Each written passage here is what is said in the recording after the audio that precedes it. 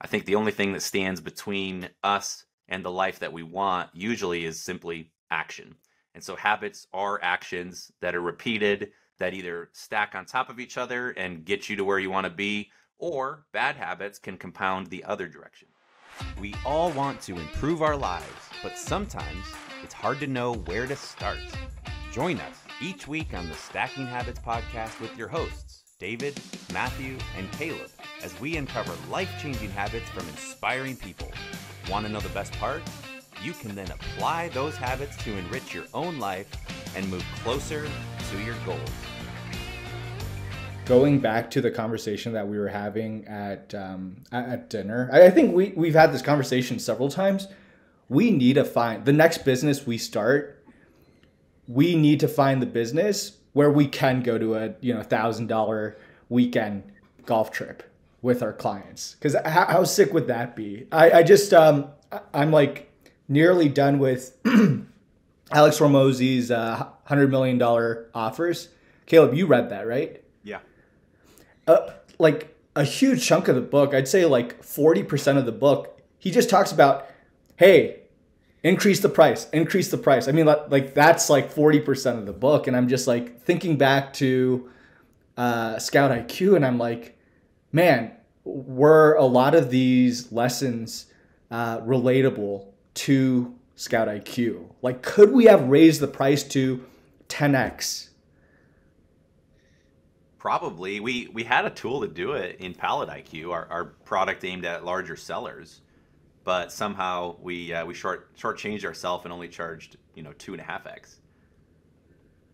Yeah. Yeah, I think it's always that question too. When you raise the price substantially, you're of course going to have a lot of the customers that can't afford it drop off. You just have to know, will more customers stay to make it worth it than the ones that will drop off of the product? But as we know, it happened all throughout Scout IQ too.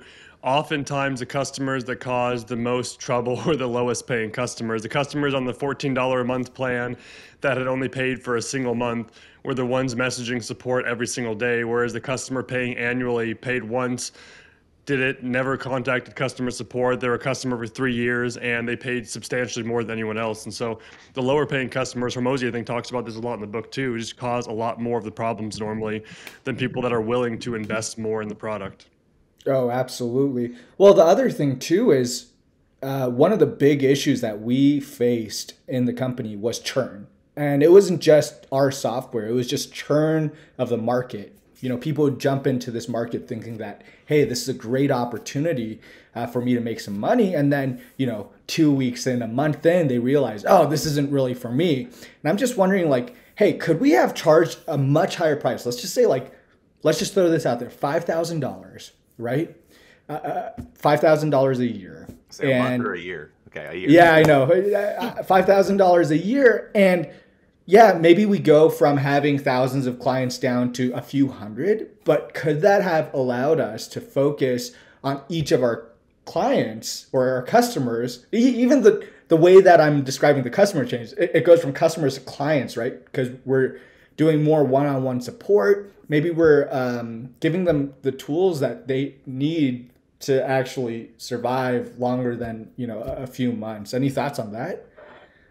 I love the concept. And I think it goes without saying too, but I'll say it just in case someone's out there going, well, yeah, people are just going to jack prices for no reason. I think if you charge a higher price and no one pays it, then you didn't provide any more value. I think the goal of a business outside of creating a customer is ultimately to serve a customer. And so if you're not serving anybody, it doesn't matter what you charge, you won't have people come to you. So that's something I wish we had done. That's something we've talked about as we're trying to sort out what's next for us. Do we want to serve a small number of clients in a huge way, or do we want to serve a lot of customers in a very small way, or somewhere in between? And I think somewhere in between tends to get kind of in dangerous territory because you kind of lose sight of who you are. Are you going to have 100 customers and serve them and have massive impact in their life and they're so grateful that you're there, and as a result, hopefully your churn is minimal? Or do you want to serve thousands or tens of thousands or millions of customers on the lower end of the spectrum, but not be able to provide, in-depth support, customer service, etc.? I think one of your strengths, David, is getting to know people I say intimately, but I think that's probably the best way to say it, is you just take an interest in people and you want to go deep and get to understand who they are. And that's hard to do when you have, thousands or tens of thousands of customers. Yeah, absolutely.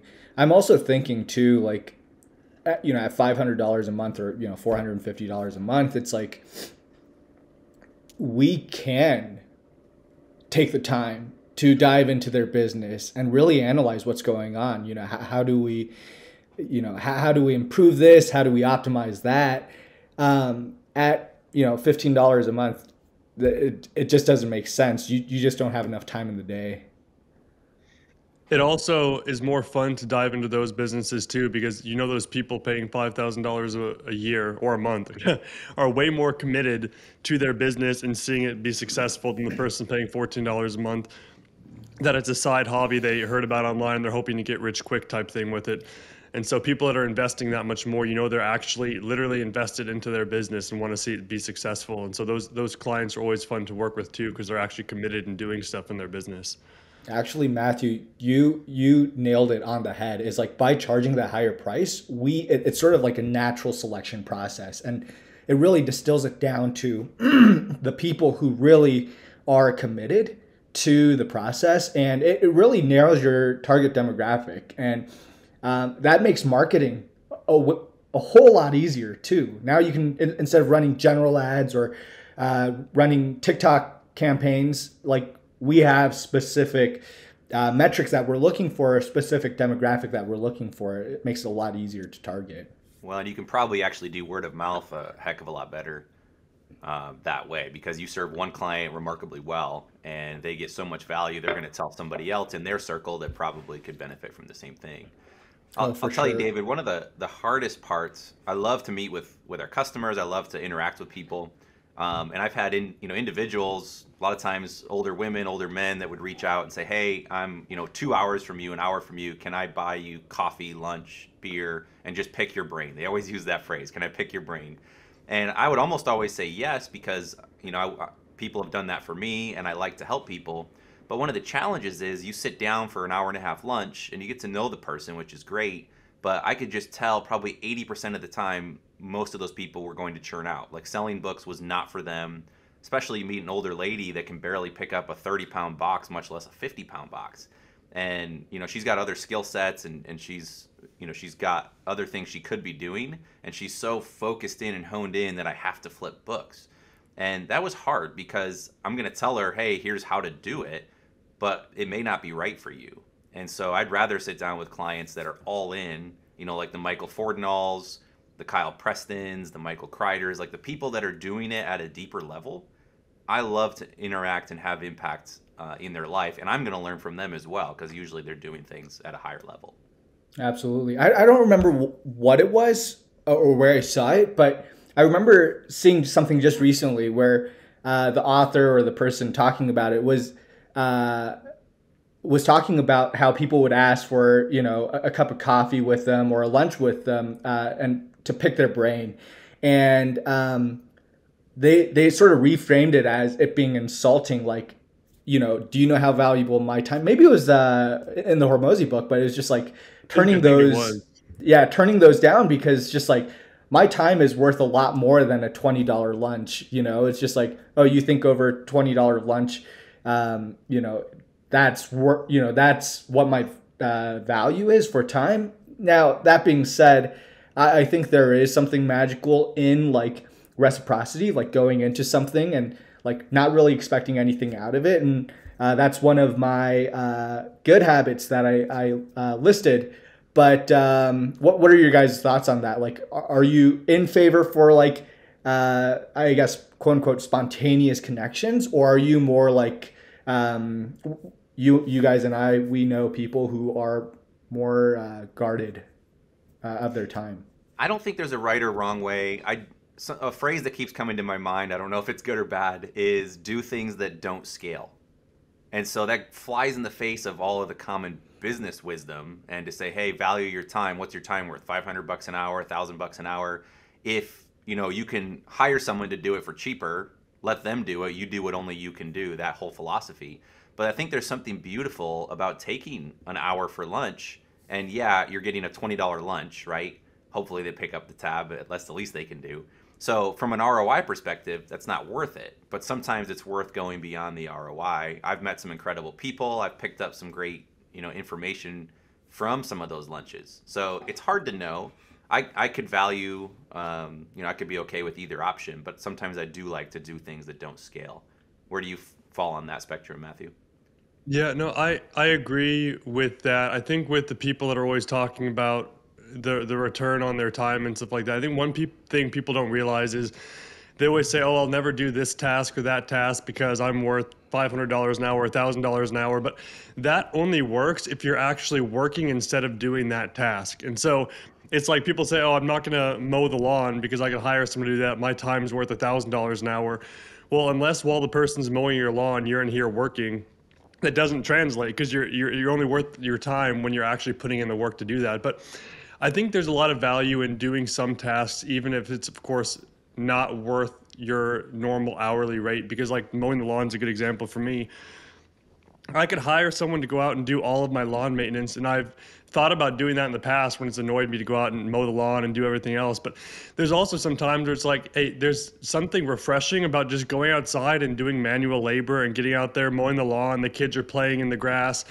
And I could hire someone and be in here in the office working instead of out there mowing the lawn. But I think there's just something good at times of taking a step back, doing something like you said, Caleb, that doesn't scale, and just putting in the work. And sometimes when I'm outside doing yard work and things like that, some of the best ideas come into my mind as well. And so it's not like there's no value in it either. And so I think there are definitely times where going to coffee with someone that you're probably not getting some major connection with, they're not going to lead to some major business deal, but you're just contributing to someone else's life, or you're doing something like lawn maintenance. It's not going to scale. It's not going to provide to your business, but it's something that's kind of refreshing your mind, doing something different, doing some manual labor, putting you in a different frame of mind, I think is really important sometimes to do, even if it doesn't relate to your $500 an hour or $100 an hour type thing that you'd normally make if you were working.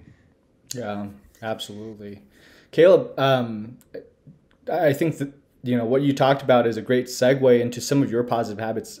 You listed 3 here, and 2 of those 3 relate to connecting with people and how to really structure that. You want to dive into that, or do you want to talk a little bit about what this show might be about this episode?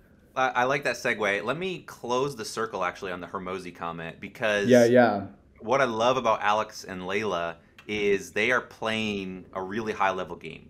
So almost everything they do, whereas we gave a lot of free content. Actually, I was talking to Avery about this.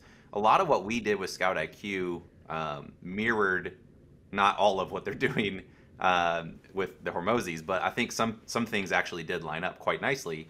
Here's what I mean by that. We offered free training. We had free courses. So anybody that was just starting off, we didn't necessarily make them buy in and spend hundreds or thousands or tens of thousands of dollars to get access to us. We had free YouTube videos and podcasts and interviews and everything else that we threw out there.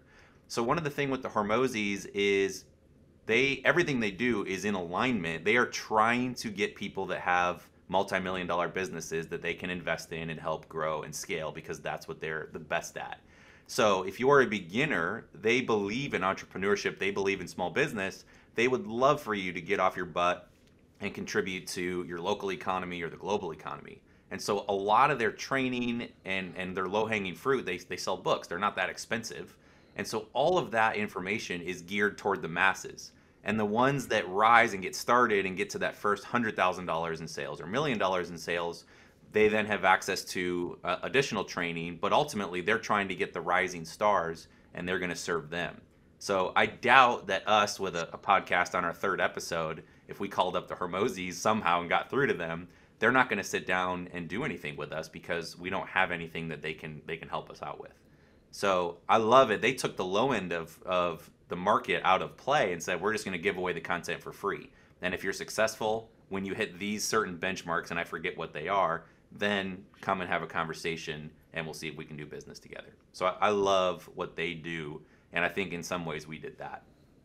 So with that, let's do a little formal welcome. So welcome to episode 3 of the Stacking Habits podcast. This is a team only episode. I guess one of the benefits of having 3 hosts is that we can sort of host some of these fireside chats without a formal interview. And so I'm pretty excited today. We're going to dig into some of the habits from the company that we built and sold. Matthew's still wearing the swag there, the Scout IQ. So we had a community of booksellers. All of us have sold books. David still sells books. And we built a community. We built several pieces of software to help booksellers just be a little more smart about how they ran their business. So our main tool was Scout IQ. It was a book sourcing software. It was an app. You could scan anything with a barcode, but we were really focused on the book niche. You could scan it. It would tell you if you should buy it, if it has a high likelihood of selling, and roughly what we think you can sell it for. So we had a pretty impressive community. We learned a lot in the space. And it's really easy to say, hey, we were successful. We built something up to lots of dollars in sales. We are not allowed to say what those are. And then we sold it. We had a great exit for a multiple of the profit of the company. And so it's easy for us to high five, sip some bourbon, have a party, which we did back in January, and just say, hey, we were great. We crushed it. But I think what's more useful is to sit down as a team and say, hey, let's do a post-mortem. Let's do an analysis of what went well in the business. What did we all do great? And then I think equally important is what did we miss out on? What could we improve on? And so the purpose of our show is to dig into habits and rituals and routines. And so that's what we're going to do. We each put some comments in the show notes. I'm really excited because most of them don't overlap. And so we're just going to aim to have a free-flowing conversation.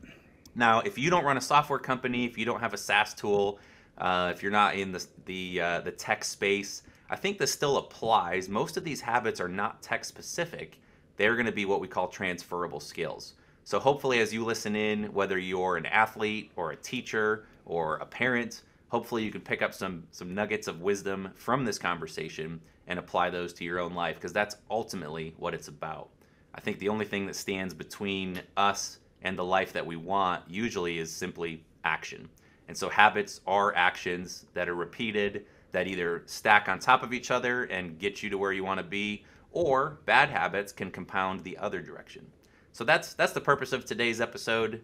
David, you had asked some questions, so if you want to restate that, and then we'll dive in.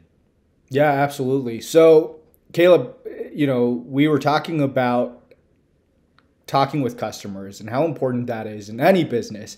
2 of your 3 habits listed are habits around customers, blocking your time off for customers, and setting up time to communicate with them. You want to talk a little bit maybe about the calendar management tool?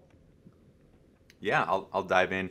I think when we launched the tool, it took about a year of building. So I was a bookseller already. I knew that there were tools out there on the market, but there were some, in my opinion, glaring weaknesses, some things that I thought we could improve on. And so we got set to build that. Matthew and I were kind of kicking around ideas and building toward that tool. And one of the biggest takeaways when we rolled out with our beta launch was I thought users were going to come back, and I really wanted to build this not only for myself, but for our audience. Obviously, if you don't have customers, you don't have a product, at least not a paid product. You can't put food on the table. And so one of the things I was excited about was to ask our customers, what do you love about the tool? And I thought they were going to come back. I pride myself on having slightly higher than average intelligence, and I thought I knew exactly what customers wanted and some better data points we could have. And I thought they'd come back and say, I love the tool because I'm so much, I'm scanning so much more efficiently. The data is incredible. The profit-based analytics, I thought they were going to kick back all these like technical things. And the reality is from day one, most of our customers came back and I said, do you love the tool and what do you love about it? And they said, yeah, I love it. It's incredible. I said, why? And I thought they would say eScore or data or metrics. And all they said was, I'm buying the green books and I'm making money. So the app turns green or red. And so that was the customer feedback early on. And I could get frustrated and say, well, they don't understand why, or I haven't done my job to tell them why it's so smart and so intelligent. But the reality is we were making a tool that made it simple. And so that's what we started doing with our customers. So customers ultimately drive everything you do. I had two of the habits. The first one was calendar management. So one of my pet peeves is when you reach out to somebody or they reach out to you and say, hey, can we connect? And I say, sure. And then this begins this awkward email dance of, hey, how does next Tuesday at 3 look? Well, no, I'm busy Tuesday afternoon. How about Wednesday, in the morning? I got to take my kids to practice. So I hated that. That's just something that's inefficient in business. So I always try and go upstream as much as I can. This is something incredibly simple, and I think almost anybody should do this if you have any sort of meetings with other people. I used a tool called Book Like a Boss. There's tons of other tools like Calendly and similar, but all it does is it syncs up to your calendar, and it just shows pockets of time that are available. So as long as you keep your calendar up to date, if David reaches out and says, hey, Caleb, can we chat? I literally just send him a link and he pops in it actually knows what your time zone is. And then you can just look and see pockets of time on my calendar and schedule it. And it connects to Zoom or Google Meet or whatever you want it to do. And so that was incredible. It's something little, but it just saved all of the back and forth and just allowed you to just jump right in. So anytime someone wanted a meeting, if I was willing to grant it, I would just drop them the link and say, here's my availability. Feel free to schedule when it's at your convenience. So Was that an AppSumo deal? It was an AppSumo deal. Yep. Nice. I need to get a lot better at that. That's a habit I really need to implement better because I always put things on my calendar, but I'm terrible at remembering to look at my calendar to see what I've scheduled, and I'll overschedule things, double book things, or especially I won't check the little box that displays Joy's calendar, and then I'll book something and realize, oh, I have a kid soccer practice, or I have to do this or this at that time. And so I need to be a whole lot better at. I'm decent at putting things on my calendar. I'm not good at remembering to look the night before, see what the next day is, remember when things are. I always get that reminder on my phone, oh, 10 minutes from now, I'm supposed to be on this call or something like that, and then I get reminded. So I need to be a lot better at that habit. So you're really good at that. You've always been good at that, Caleb. I need to get a lot better at managing my calendar. So I'll have to check out that. Is Book Like a Boss is the calendar you use specifically? Yeah, I think they rebranded to Blab, which is sort of funny, but that's their Blab. acronym. Yeah. Nice. And I am not a structured individual by nature. I tend to be more free flowing. But one thing I've tried to explain to my wife, it's somewhat of a joke, but I say if it's not on the calendar, it's not happening. And so if I don't schedule something, then I will forget. And if I don't have the alert pop up half hour or 15 minutes before, I may forget about the calls as well. And it helps the other side. In a perfect world, I'd reach out the day before and say, hey, just confirming we're on for coffee tomorrow morning, or we have a Zoom call in the afternoon. Because a lot of times if you scheduled it 2 or 3 weeks out, one or both people may forget about it. And these tools show up on the calendar. I think they send reminders, or you can have it send reminders. And so the technology just ensures that whatever you cared enough about to schedule actually happens. So those are simple ones.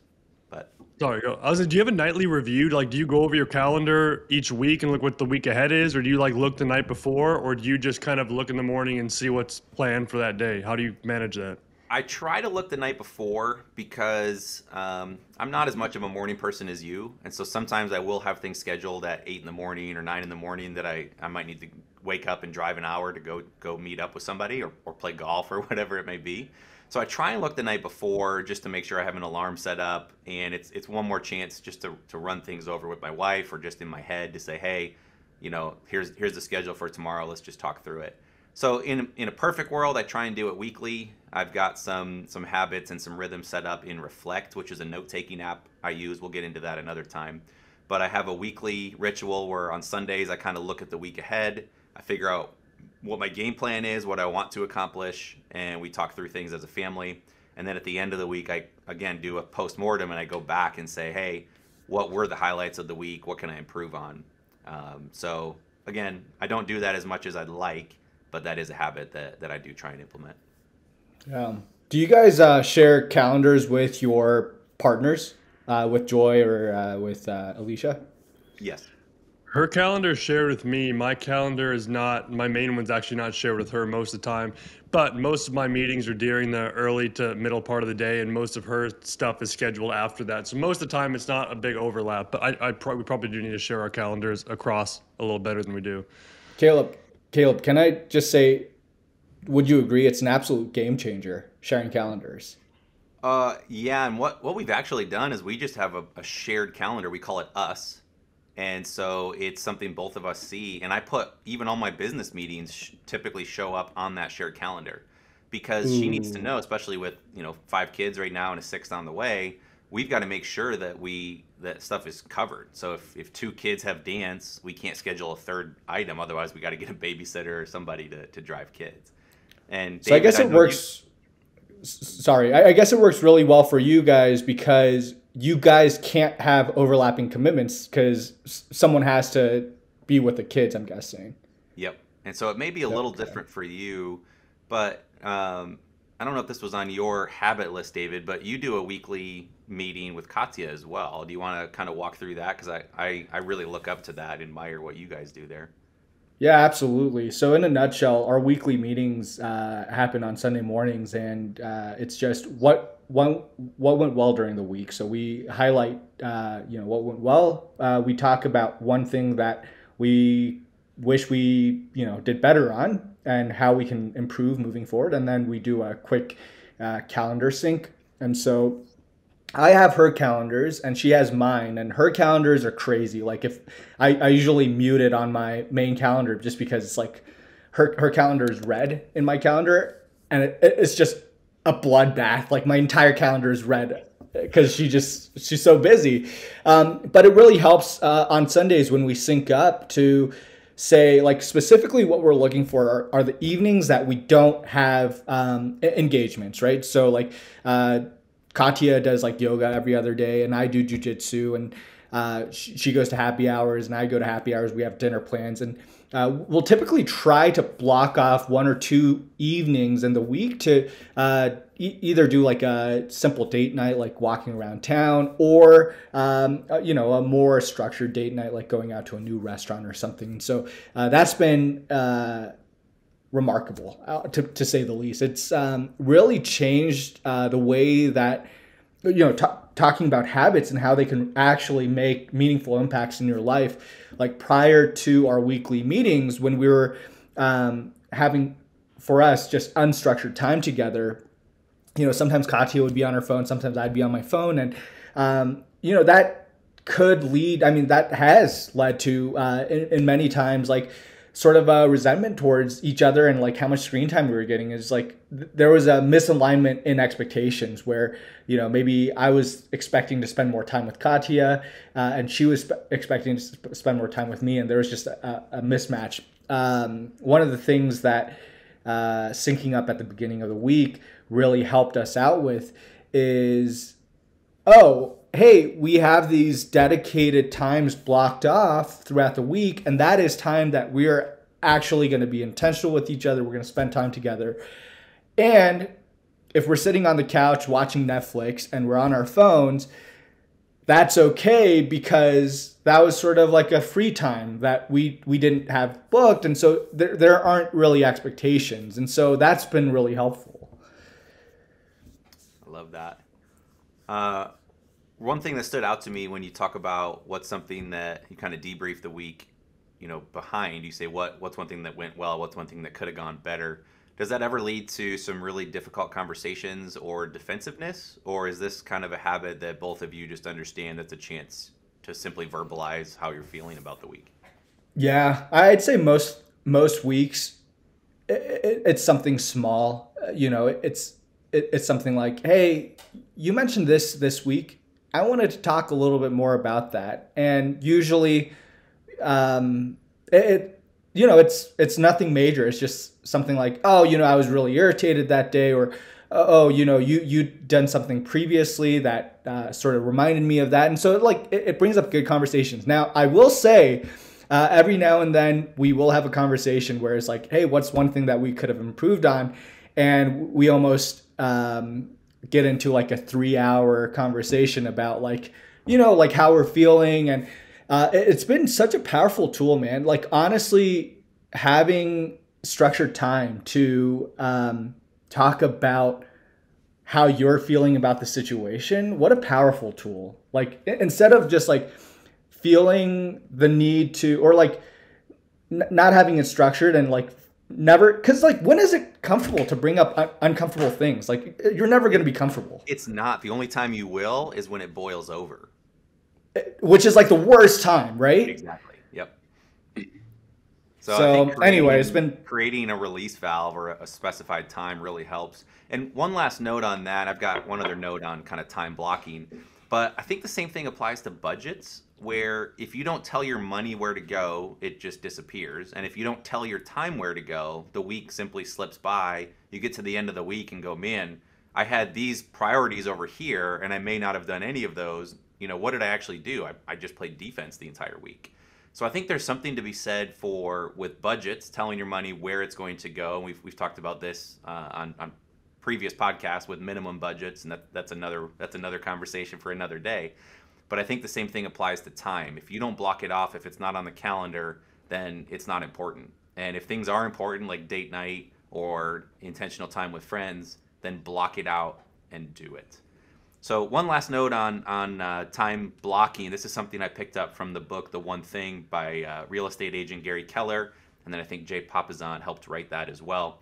But they talk about the one thing principle is, what is the one thing you can do so that if you did it, everything else becomes easier or not necessary.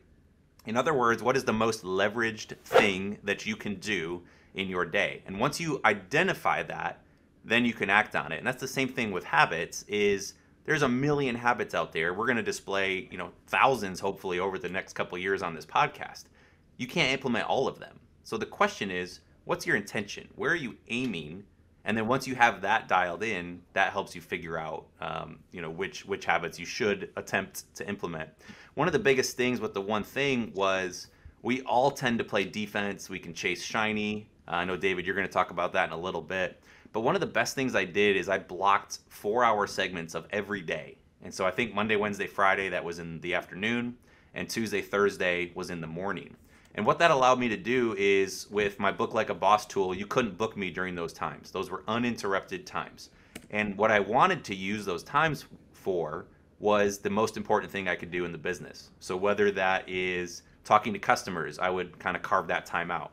Whether that was working on research or spreadsheets or whatever that might have been, that gave me a chance to have uninterrupted time. And usually I'd try and put my phone on focus mode or airplane mode. I'd try and close my email app so I wasn't getting bombarded or getting distracted. And I found that if I actually applied those 4 hours to whatever I wanted to do business-wise, I would often have a way more productive day with 4 hours than I would with 8 hours with a lack of focus. So I don't know if either of you have done anything like that, but that's probably the greatest habit that I applied when we started Scout IQ, was simply time blocking, removing those distractions, and giving myself time to focus. And if I did that and executed, the business definitely moved forward. I think it's almost embarrassing how much of a difference that makes, because I don't know if you guys are as bad as me sometimes, but sometimes I feel like when I even just do 1 full hour where I've narrowed down what's most important, I spend my time focused all in, full attention for 1 hour or 2 hours, even just that feels way more productive sometimes than multiple days of just unproductive, tackling all these little random things. And so I feel like it doesn't take much if you're honed in, you know what's most important. Heck, even an hour or 2 hours of dedicated focus on that feels way more productive than 2 days worth of responding to emails, doing all this random stuff that doesn't really move the main needle forward. Now, it's tough because sometimes those, which is one of the things I want to talk about a little later, sometimes putting out those fires is necessary, but it never feels productive doing that. And so even though you're going to have to still respond to those emails, put out those fires later, I think, like you said, making that most productive time in the morning, dedicating an hour, 2, 3, or 4 to those main tasks really makes a difference for me in the outlook of the entire day. I can miss some of those emails, not respond to a few things, but if I've dedicated those 2-3 hours in the morning and I got a lot done and moved the needle forward in a big way, I have a much better outlook, I feel like, on life in general throughout the day, and I'm happier than if I didn't do that. Emailed a lot of people, tackled a lot of things in the morning that were small little random things, and then at the end of the day you feel like you worked all day but you got absolutely nothing done, is the most discouraging way to end the day. And so I think it's just important from a mental standpoint to get at least a few hours of clarity and work done before you start tackling all those smaller tasks that need to be done. Yeah, I love that. Yeah. I think that's one of the pieces that drives us to enjoy cutting the grass or mowing the lawn or however you call that, depending on where you live. It's so easy to spend all of our time focused on our glowing rectangles, our screens, our phones, our iPads. And at the end of the day, you close it down and go, well, what just happened today? That was literally all just in this, augmented reality that I created. It's just this digital world versus going outside, smelling the grass, cutting the grass. You can actually look after an hour or two, depending on how big your yard is, and go, I did that. I just accomplished this. And there's something really gratifying.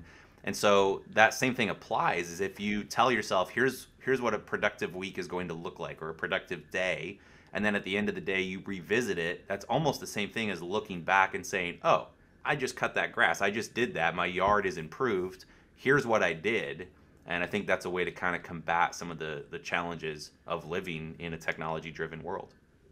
It's a the random side note, or too random though, but did you just buy a giant like zero turn lawnmower Yeah, for, guilty. I saw that on a reel. I was like, that's a pretty nice lawnmower. Yeah, I probably overspent. I got a Gravely zero turn. I think it's a 60 or 52 inches or something. But I've got a 5 acre yard. 3 acres of that are trees, and so I only have 2 acres. I could do it with a push mower, but that'd be pretty Two challenging. acres would be crazy with a push mower. Yeah, The and amount we've of got. yard I have that's grass, not huge, and I even hate doing the push mower. I went out and got a grass dethatcher to kind of pull up some of the dead grass and then overseed here as we come into the winter.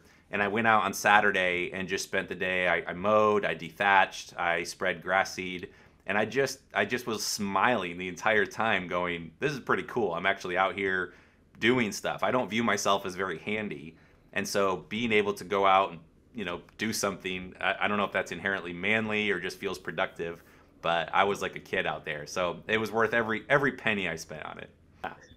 Matthew, you said you had a couple side notes, so that was one about the zero I said turn. a What's couple. the other one you had? Oh, sorry. No, I just got curious if you know that was yours, if you're just sitting on one. I guess there was only one good one. Matthew, you want to jump into some of your habits? You've got some really interesting ones listed. Yeah, so got a couple good habits, a couple bad habits for things I thought of for Scout IQ and just our time building that business. One of the habits, just reflecting on the business, that I think we did well at, but it does kind of closely tie into one of the bad habits. So maybe I'll merge these ones together a little bit. But the good habit was, I think we did pretty well at capitalizing on opportunities that came to us. I read that book in college, the one by Malcolm Gladwell called Outliers. And I had a tough time going through that book at first, because at first I read it and I was like, this is an awesome book. It's super cool to see how Bill Gates and all these people kind of became successful. It wasn't the way you'd think they became successful. And then I went through this period of time where it's super discouraging, because at first I was like, wait a minute, we're always told, like growing up, hey, we can be anything we want to be. And then you read Outliers, you're like, wait a minute, only Bill Gates could have started Microsoft. Even if I went back in time, knew everything I knew today, I would not be able to start Microsoft the way Bill Gates did, because he just had all these opportunities that I did not have in my life to be able to start that business. And at first it was discouraging, because I was like, hey, I always thought if I work hard enough, I can do this or I can do that. And then you read that book and you're like, hey, all these people had very unique opportunities that no one else had, which enabled them to build the business they did. And it was discouraging until I realized that the fun part about that is that each one of us have very unique opportunities put in our lives that are different than everyone else. And if we take advantage of those opportunities, we can build something very specific to our lives that no one else can do.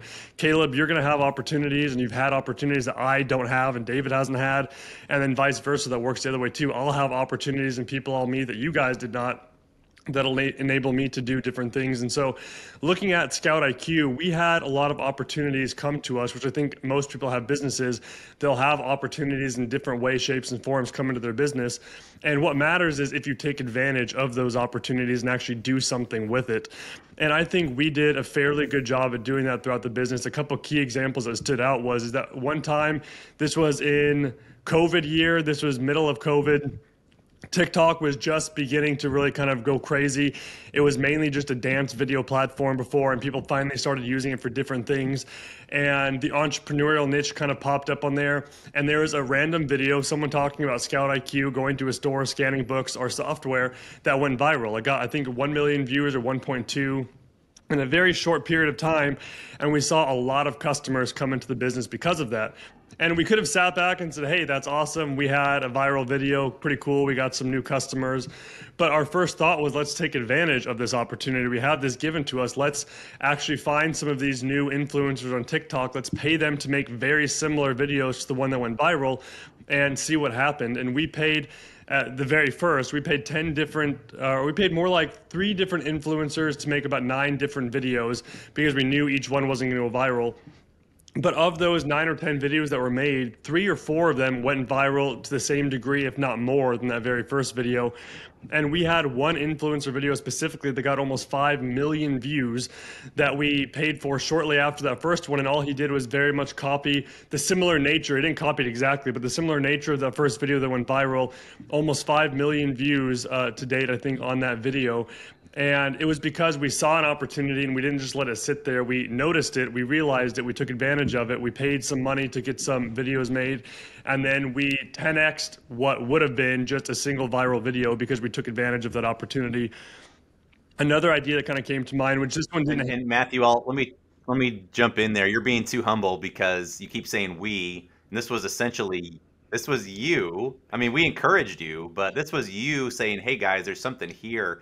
And to really back up just a moment and set the stage, COVID hurt us a lot because thrift stores closed down. A lot of our customers are older, and we didn't know what we didn't know about COVID at the time. And so we lost somewhere around 40% of our recurring customers. And for almost any business, losing 40% of your business, of course, we didn't, we weren't a brick and mortar. We didn't have to shut down like a lot of restaurants did and a lot of retail. So it could have been worse. But we lost a big chunk of our business, and we're just trying to stabilize the business. We weren't even concerned with growth. And I remember I was with Mike, our episode 1 guest. We were closing down a college and picking up books. And we flew in somewhere, and I always looked at, this is probably a bad habit, I kept looking at our sales over and over and over. I was pulling up Stripe. And, we averaged, whatever it was, 20, 30 trials a day. And we were getting, several days in a row of several hundred. I think we even had one day of 1,000 trials in one day. And I remember calling you, Matthew, going, I didn't think growth was really going to happen right now. What on earth is going on? You looked it up and figured out, there was a certain affiliate that was sending us a bunch of traffic.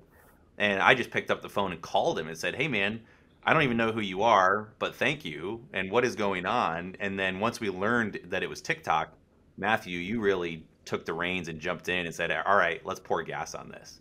So kudos to you because you really helped turn the ship around in a really dark time. Yeah, so we've talked about a few good habits. One of you guys want to bring up one of the bad habits, something you've noticed that did not go very well, or something we could definitely improve if we build another similar business? Yeah, can we pick on you first, Matthew? One of the ones that you put here in the show notes really resonated with me as well. And it's something I want to improve on just personally and also as a leader. But the note just reads out of my hands mentality. Do you want to explain what you mean by that, what that feels like? Because again, that's something that really resonates with me as well. Yeah, no, I definitely think there were times in our business where I think each one of us, the business partners, felt this way individually together at different times where we felt a lack of progress in the business. Things weren't progressing the way we wanted to, but we felt like the control of it was out of our hands. So oftentimes it would be like, hey, I think this and this should be done, but I can't do those things.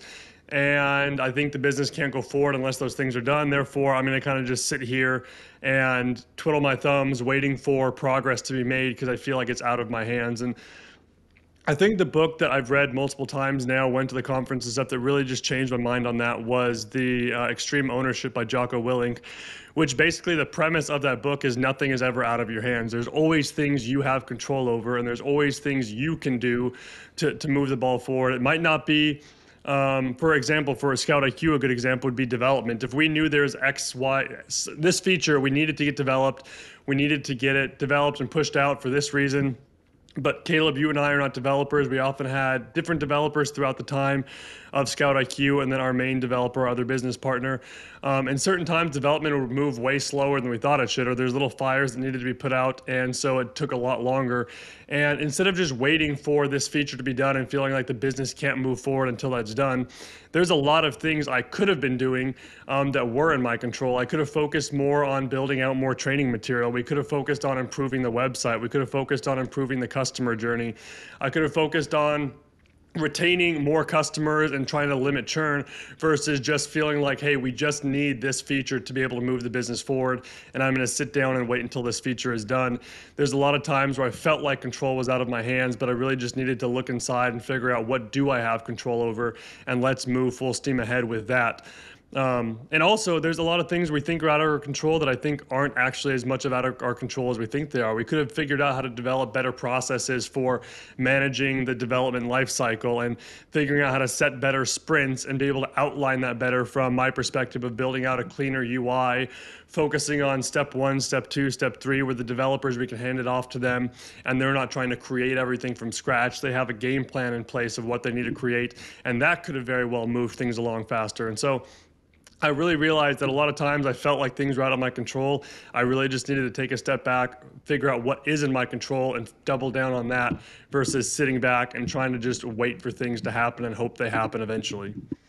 Yeah, I love that concept. And I don't know if it's from the Extreme Ownership book or something else, but it's the idea that it's easy to look at things out of your control and say it's not my fault. And that may be Yeah. true. It might not be your fault that the development's not being done as fast as it could be.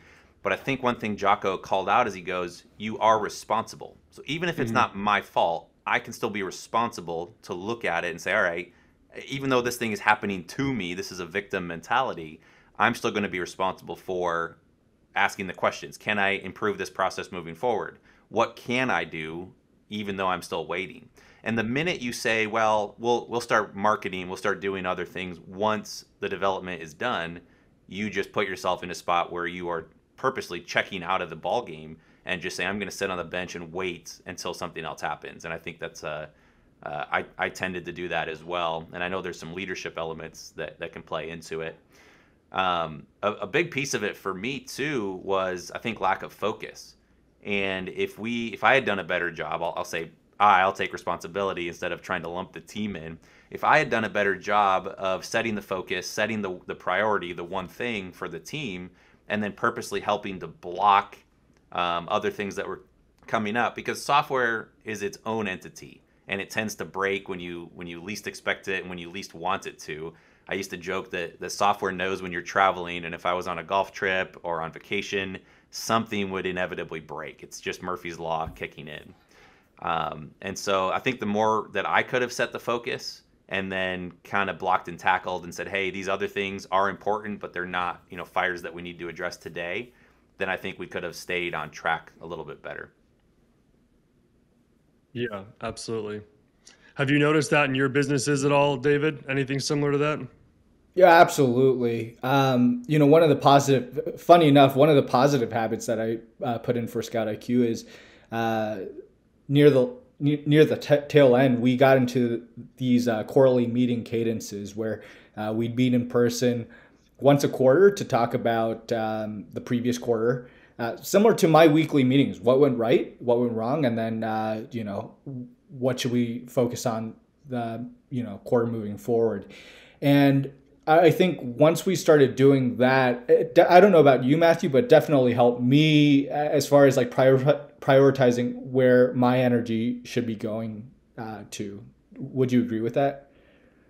Yeah, no, absolutely. I think that I often blame this. I've said the same thing in the podcast, that there's a lot of communication that's lost when all meetings are virtual. And we'd meet up multiple times a week virtually, going on the camera, talking through things. But there's something that just, I think, feel like for all of us resets when we met in person. We're able to sit down, have dinner together, talk through things, and then go to the whiteboard, go over what we did wrong, and plan for the next quarter. That really just resets things that you can't do virtually very well. I feel like you have to have that in-person atmosphere. And when we'd be in person, reconnect, and then plan for the future and review the past, like you said, I think that was key in just getting our minds focused in the same place, remembering that we're all human and not just some robot on the other side of the world that we see once a day or once a week on a video chat. But reconnecting as friends and stuff like that was really just good. I feel like for the business of getting ourselves on the same page again. And when we're on the same page, we just work better towards goals that we've set. And so I think that was really key, especially later on, we got more consistent with that. I think that was great. Absolutely. And when you're drinking by yourself in front of a computer, people call you alcoholic. But when you're Very amongst a true. group of friends, it's totally fine. So, Yeah, now it's being social. Yeah, I echo that. We all started in Denver. Matthew, you and I shared an office. We Yep. had Top Golf as our honorary secondary office. And just those times together are way more impactful because when we jump on a call, we always have this pressure of, well, we gotta be somewhere else. We have an hour to be here. It's easy to be distracted versus sitting down face to face. That's when the best ideas come up. They come off the cuff. And you could view that as being lucky, air quotes, lucky. But the reality is, the more you put yourself in a position for good things to happen, the better things will happen, and you do feel lucky. But I think those in-person meetings were tremendous, and I know that's something we've discussed continuing to do. Now the benefit is we live in 3 different cities, or 3 different states really. So it's easy for us to now say, hey, we've got once a quarter we're going to Phoenix, once a quarter we're going to Denver, once a quarter you guys are unfortunately coming to the middle of nowhere, Indiana. And then that leaves the fourth quarter to kind of pick, alternative location, maybe somewhere warm, somewhere different, somewhere exciting, maybe somewhere where we have some great guests to interview. So yeah, I'm a huge proponent of in person. absolutely. That sort of leads to my other habit, which was creating luck through connections. And I threw some quotes around luck originally because when you think about it, I'm sure there are a bunch of great sayings there, and I'm just going to butcher all of them. But you truly do create your own luck, and like one of the things that I feel like all of us did really well, but one thing that I pride myself on really focusing on was casting a wide net of connections over a long period of time and just pinging those connections regularly. We talked about that in the Mike McCarthy episode where Mike, I forget how many people he messages in a week. Do you guys remember? It was a crazy amount. He said it's like 3 to 5. I think it was 3 a day, wasn't it? I think it's 3 a day. Yeah, that's a lot of people. That, yeah, Yeah. yeah. I I don't know burned through that my many entire people. phone book in like 2 weeks. Joking.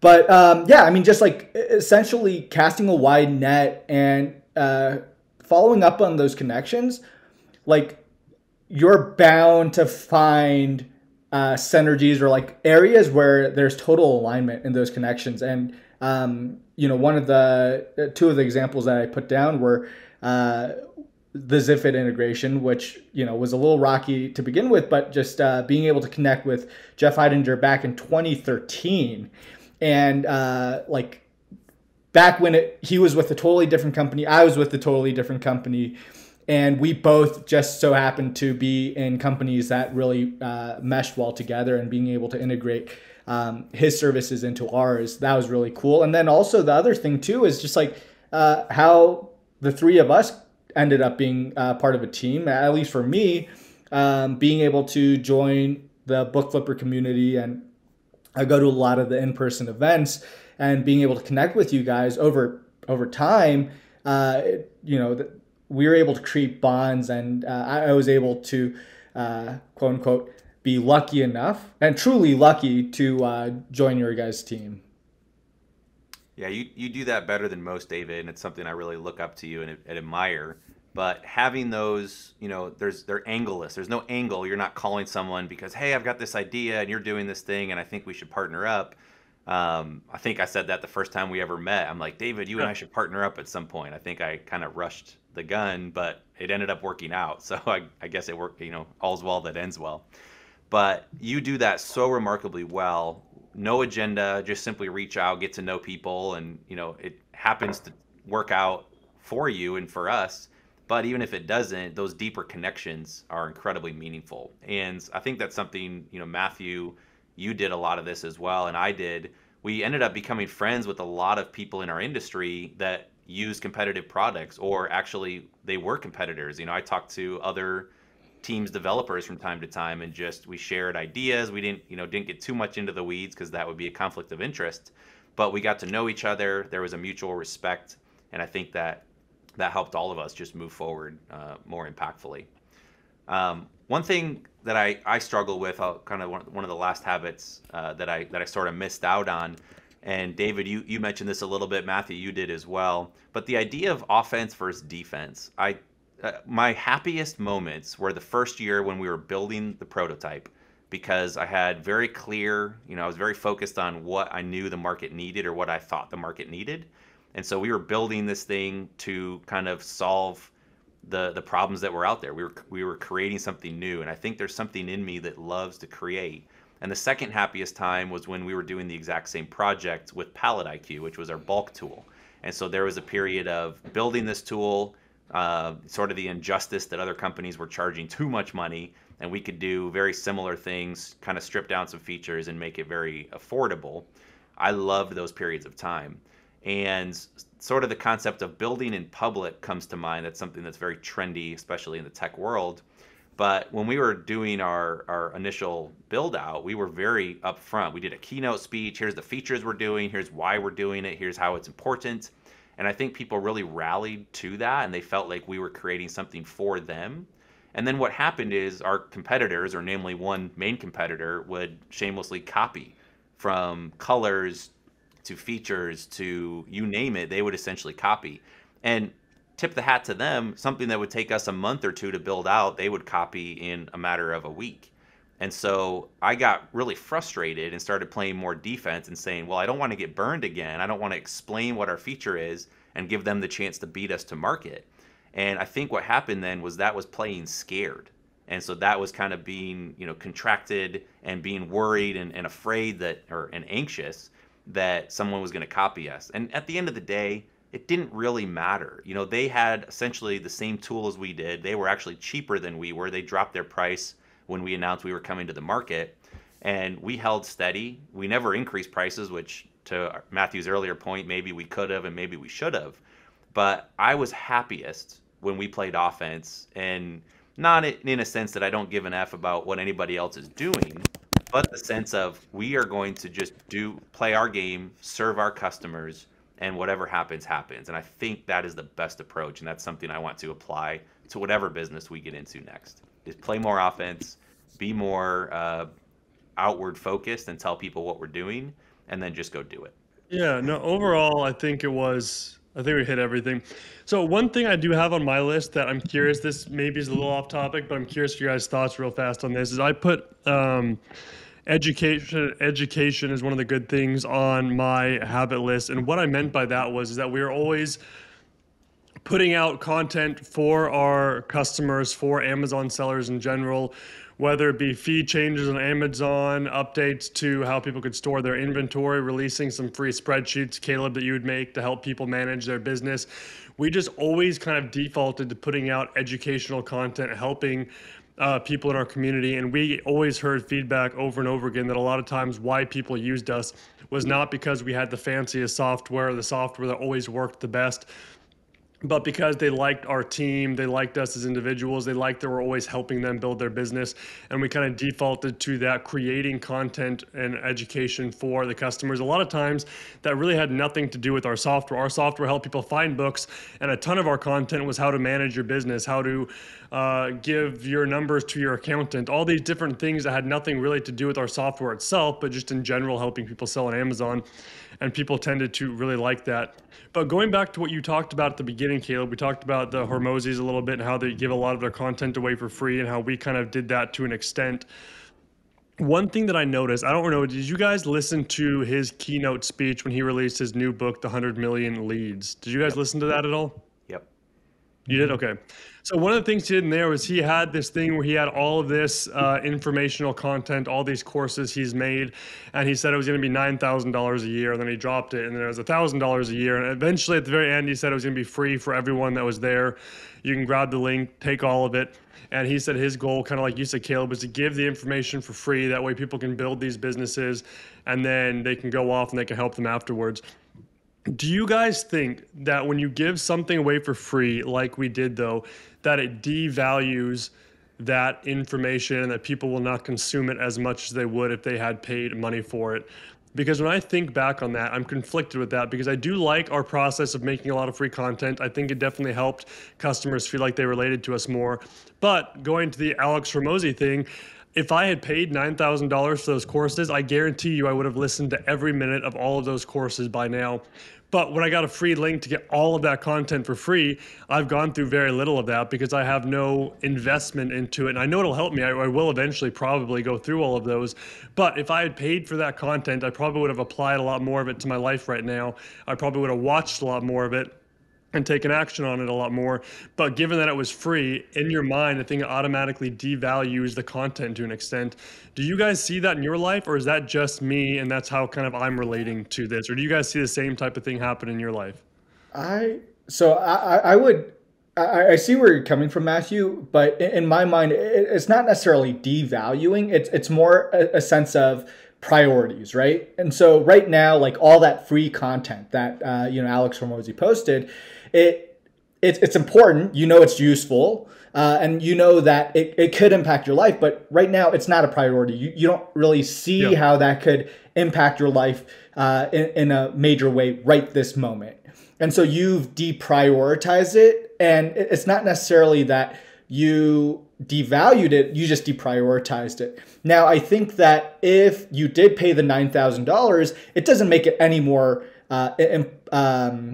more valuable. It just increases the urgency of you consuming that information. It makes it a higher priority because you paid so much money for it. I just think about like Instagram and TikTok, where all day we're just consuming this social media. We're consuming information all day. And it's not necessarily that the information isn't valuable. A lot of the recipes and, different videos that you see on there are actually valuable. It's a matter of priority, right? And so, like, how many times have you seen, a short form content where you're like, oh my God, that's exactly what I was looking for because TikTok and Instagram knows. And you were able to quickly apply that to, whatever you're doing or to your life. It's not because that information was more, valuable or less valuable. It was more so that it was a higher priority for you at the time. That's sort of my take on it.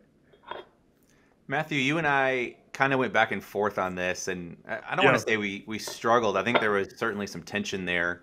I understand your point, and I'll give an example. We kind of went back and forth on this as it relates to a course. So I remember Jim Pickens rolled out a course. I think it was $100, maybe $200, and I know he sold a couple $100,000 worth of his course. It was substantial, and a lot of people spoke incredibly highly of it. And it's like, well, man, we should be putting that content out. And fortunately, he affiliated some of our products, but it was like, man, we could be doing this. We're relevant. We have the knowledge between the three of us, and so we rolled out, I think, Book Flipper Academy or University, whatever we called it. And I wanted to do it for free. You talked me into selling it. I think we sold it for $150. I don't remember the price point. I don't remember the price point either. Yeah, it wasn't crazy high. No, it wasn't. And I remember the principle, and I completely agree. If you pay for something, you are then going to place more emphasis on it. Because if something's free, it's exciting. You definitely want to jump in and poke around. But ultimately, everything else fights for your attention. And just like we're in a consumer-driven culture with TikTok and Instagram and Facebook Reels, it's really easy just to forget about it and say, well, it's there. I'll check it out sometime.